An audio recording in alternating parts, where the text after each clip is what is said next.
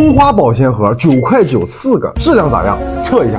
先看视频。我发现一个事儿啊，葱、小米辣买回来就没有一次性吃完过，等下次吃的时候就已经不坏了。我就买了这种保鲜盒，一次性切好全放进去，省得每次做饭的时候都要切。它是双层的，可以沥水，冻冰箱1个月都不会烂，不会变味儿。每次炒菜倒一点，特别方便。更何况它现在4个才个位数，真的太划算了。买回来了，废话不说，开箱。打开之后发现它是由3部分组成的啊，杯盖、杯子、沥水篮。产品的名字呢叫吉娜葱花保鲜盒，材质是 PP 的，执行标准、厂家信息这些都全啊。来，咱们镜头拉近看一下细节。先看一下这个杯体，感觉挺厚实的啊，磨砂的质感，有硬度。Made in China PP， 餐具可冷藏，可进洗碗机，可微波炉，400毫升。再看一下它这个沥水篮，感觉质量也还可以啊。盖子这怎么拉丝了？应该是脱模的时候造成的啊。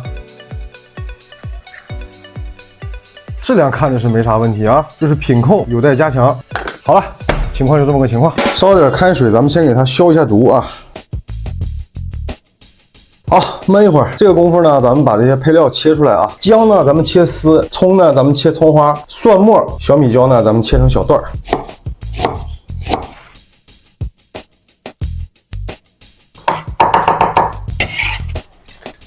好了，配料咱们也切的差不多了，咱给它们都装进去啊。看干得多快啊！刚切完，这已经发白了啊，抓紧装里边。准备的这些配料呢，还真就差不多。看一下，盖上盖子啊，1个、2个、3个、4个，这就好了啊。咱们放进冰箱里试试看。打开冰箱，1、2、3。4还行啊，比较节省空间啊。OK， 这些配料这1个礼拜我就放这儿吧，用一点我拿一点，1个星期之后咱们看看它这个保鲜程度会怎么样。A few moments later， 给大家看一下时间，今天是周1啊。这个小盒子呢，我们是上周4放进来的，咱们看一下里边的配料怎么样。绿色的是葱花，看，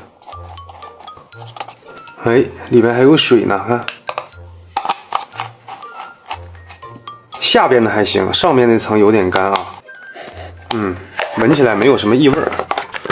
姜丝，哎，这里面也有水啊，挺新鲜的，更加好保存一些。小米辣，也没有什么异味啊，看。蒜，感觉蒜有点不是新鲜了啊，看。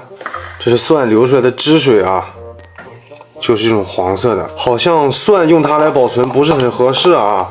蒜每次不要切多啊，用多少切多少。其他这些呢，倒是问题不大。好了，这个叫吉娜葱花保鲜盒，咱们今天开箱测试完了啊，材质是 PP 的，但是装食品的东西咱们肯定还得再严谨一点啊。这个执行标准和厂家老刘帮大家都去查了一下，国标4806.7-2016，这个是食品可接触用的塑料材料，厂家呢叫永康市天成酒店用品制造厂。刚才咱们在国家系统里面也查了，厂家是真实存在、正常经营的，没有其他异常。那么实测呢也是比较好用，家里用起来比较方便，9块9到手4个，价格也不贵，有需要的朋友可以去试一下。